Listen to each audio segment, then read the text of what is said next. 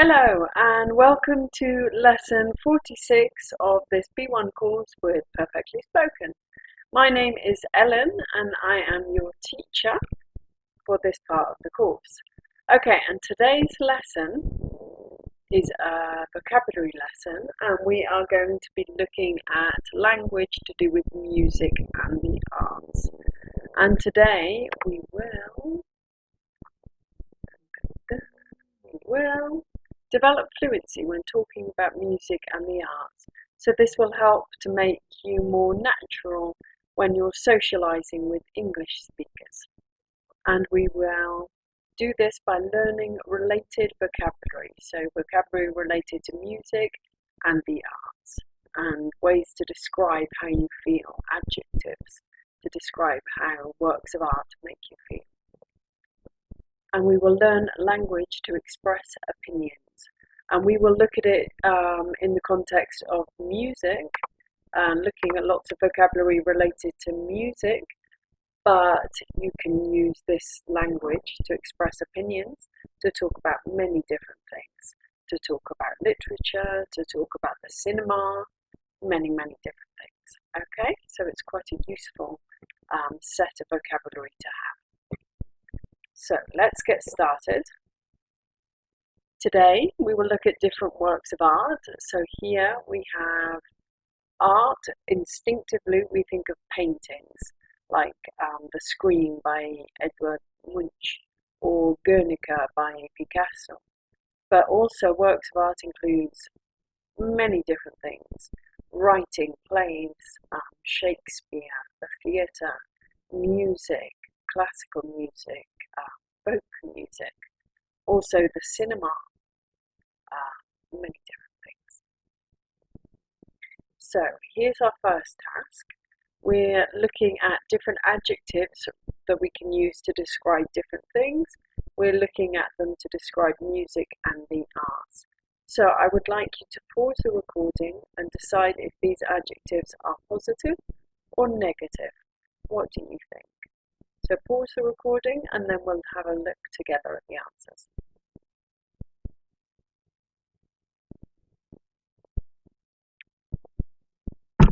Okay, welcome back. I wonder how you got on. Let's have a look.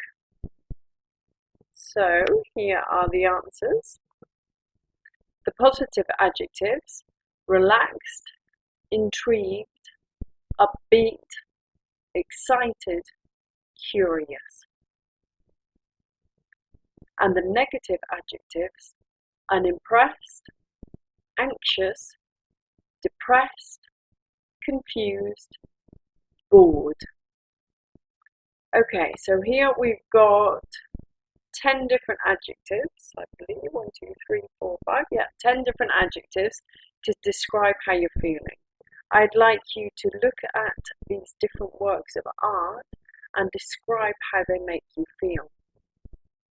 So look at or listen to the following pieces. How do they make you feel? Do you know them? Do you like them? Why or why not? Okay, so here we have got a collection of literature, art and music. And with the music, there's a little link. You'll have to click on the icon and listen to the piece of music and then think about how it makes you feel using one of those 10 adjectives that we just looked at in the first task. Okay, so here we go. Here's the first piece.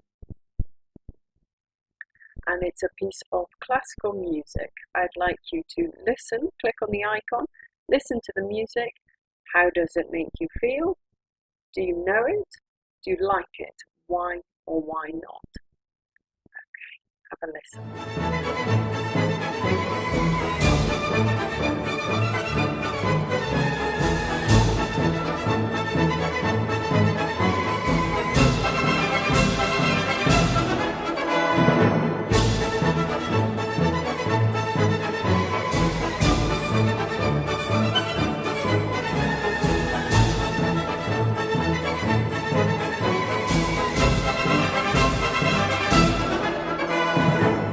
Okay, very good. How did it make you feel? Did you like that piece? It's very upbeat, isn't it? Very alegre. Okay, let's move on to the next work of art. Here we've got painting Guernica by Picasso, which is a depiction of a war scene, and you can see the suffering in the people, and it's a very dark picture. He only uses greys and blacks. Do you know this piece? How does it make you feel? Do you like it? Why or why not? Try and use some of the adjectives from the first task.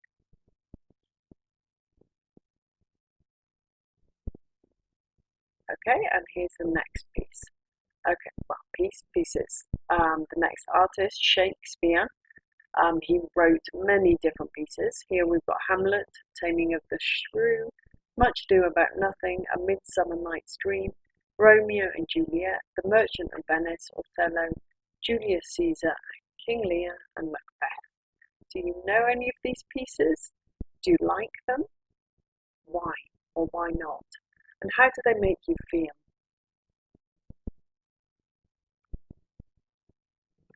Okay, and now we have another piece of music. This is reggae music. Again, I'd like you to click on the icon and have a listen. How does the music make you feel? Do you like it? Why or why not?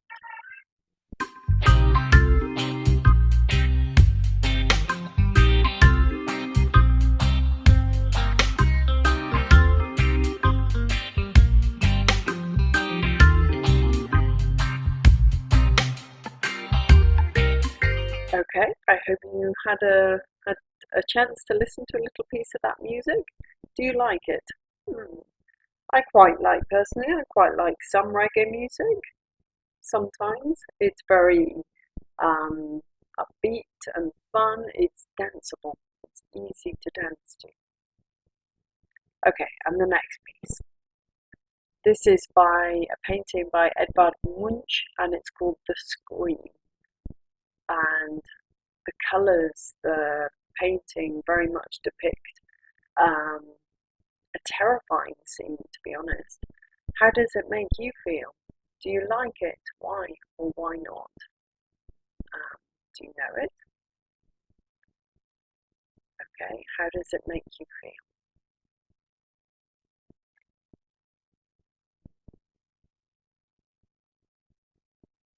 Okay, and here's the next piece. Again, it's music, so you need to listen to it. This is rock music. Do you like rock music? So have a listen.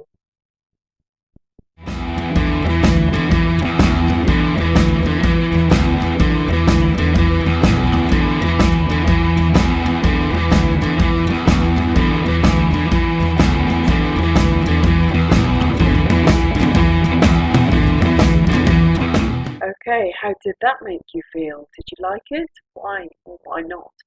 It's very intense, I find, with rock music. I think you either like it or you don't.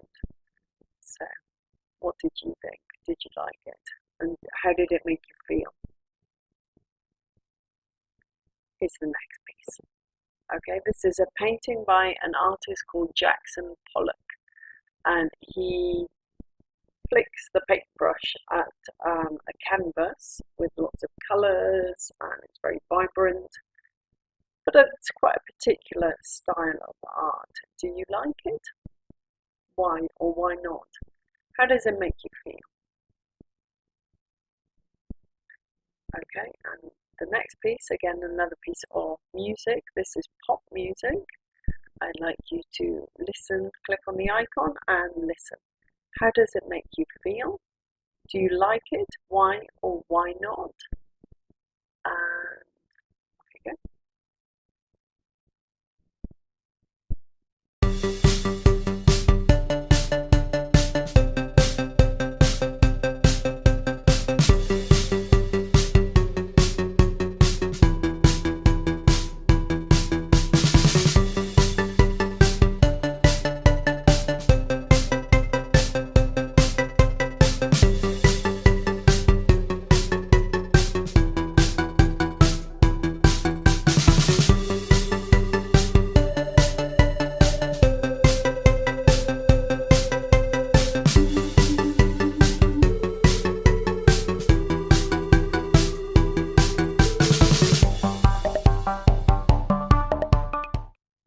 Okay, so what did you think of the pop music? Did you enjoy that? Did you like it? Why or why not? And how did it make you feel? Okay. Okay, very good. I hope you enjoyed looking at those different works of art and started getting an idea about the kind of artwork that you personally like. What kinds of music do you like? What kind of paintings do you like? Do you like literature? Do you enjoy Shakespeare? Okay, here we're going to look in the next task, we're going to look at some more vocabulary related to the arts. And I'd like you to decide if these words are related to literature, art, or music. The word could go in more than one column, depending on what you're talking about.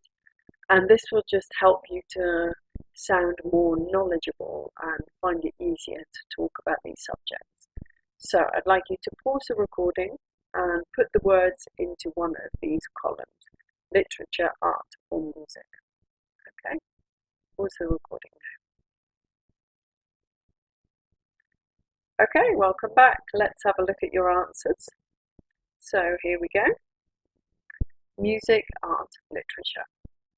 So with literature, we have bestseller, page turner, author, book launch. Book launch is when you release a book for the first time and you want to advertise it. So maybe you have a book launch in a bookshop or in a festival, and you tell people about your book. An art in an exhibition, in a gallery. You could have abstract art, the artist. So with literature, you have an author. When you're writing, you have an author. But with art, you have an artist. And the art, there are many different types of art. For example, Jackson Pollock, modernistic or abstract. You'll have to have a think. I'm sure you know more about art than I do. Okay, and then music, you would listen to music in a concert. Again, it could be abstract, like art, abstract music. The composer, if it's classical music, we normally say composer, but otherwise an artist with music, an artist with art. Whereas with literature, we normally say an author. Okay, so there's some different words to help you find it easier when talking about music at a party or whatever situation. You may find yourself talking about music, art, and literature. Okay, let's move to the next slide. Okay, here we've got some questions related to music. So we're going to focus specifically on music in the next part, but like I said before, you can use much of this vocabulary to talk about other kinds of artwork. So here, what about music? Where do you listen to music? When do you listen to music? Why do you listen to music? Okay, I'd like you to pause the recording and talk about these questions with a friend, with your cat, with whoever you have nearby. Practice talking in English about answering these questions. How does music make you feel? And when do you listen to it? Where do you listen to it? And why? Okay, pause the recording and practice speaking. Okay, welcome back. Okay, I will tell you, so you can practice a little bit of listening, I will tell you about me. So, where do I listen to music? I listen to music at home often, in the morning, when I'm working, when I'm studying. But the type of music I listen to depends on my activity. If I'm cleaning the house, I want quite fast dance music. If I'm working or studying, I listen to calm, classical music. And then when I go out with friends, maybe I listen to folk music or live music I particularly enjoy listening to. I do really enjoy going and listening to classical music too. So different occasions, different people, different types of music. what about you? Okay, here we're going to look at some vocabulary related to music, just to make you sound even more knowledgeable. So, all music has its own rhythm. This is a very strange word. Look at the spelling. R-H-Y-T-H-M. There are no vowels. So the pronunciation is a little, well, the pronunciation is actually fairly simple. Rhythm. Rhythm. Okay? All music has its own rhythm. Some music has lyrics. Music can have a fast or slow beat. So these words in bold, do you know what these words mean? Rhythm, lyrics, beat. So this is nice, rich vocabulary to improve your discussion about music. So here we've got some more words. I'd like you to match the words on the left with the definitions on the right. So we have download, lyrics, band, danceable, rhythm, beat, melody, genre. Genre has French origins, this word, and so the pronunciation, although it's British French, it's more towards the French pronunciation, genre. Okay, so I'd like you to match the words and the definition, so pause the recording and do that now. Do task 3.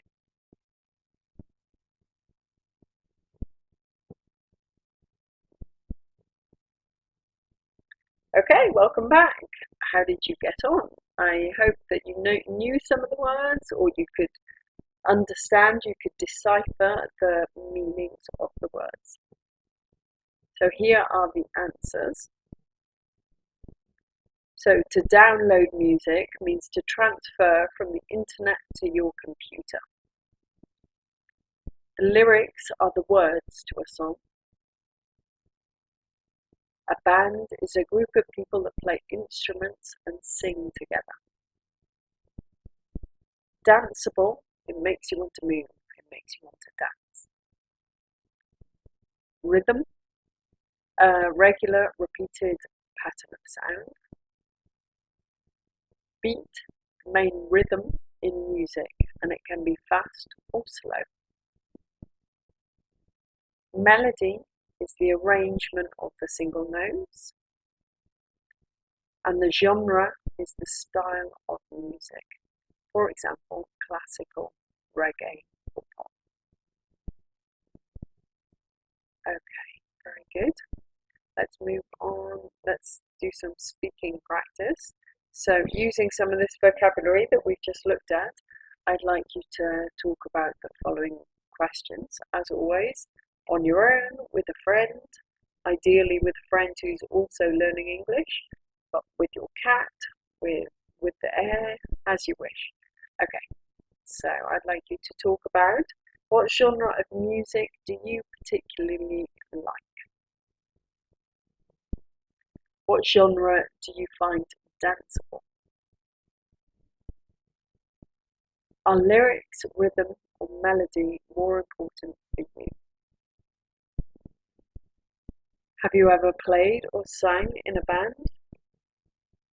And do you download music from the internet?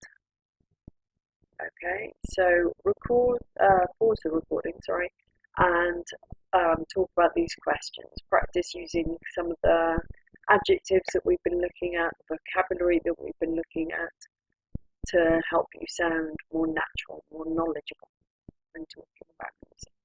So pause the recording here.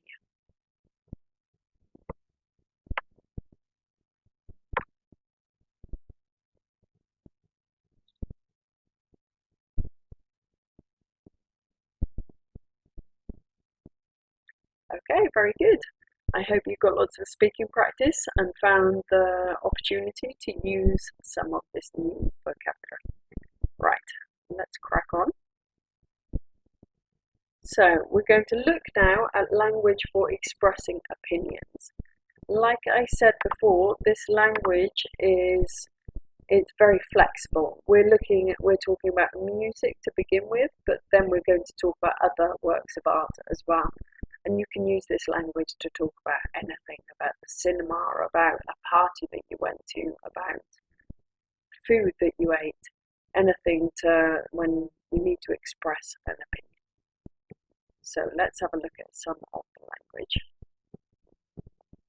I quite like, that means so-so, it's okay. Although, to be honest, it depends on the way that you say it. You could say, I quite like blah blah blah, and that means you really like it. So I quite like, so-so. I quite like, I really like something. I'm really into something. I can't stand, don't like it at all. When you don't want to offend somebody, this is very British. This is just my opinion, but that's a very British phrase. That sounds good.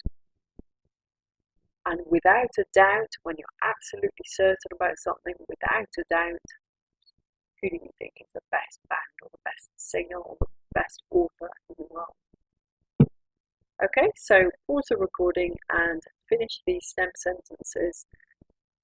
Talking about you. What things do you like or can't stand?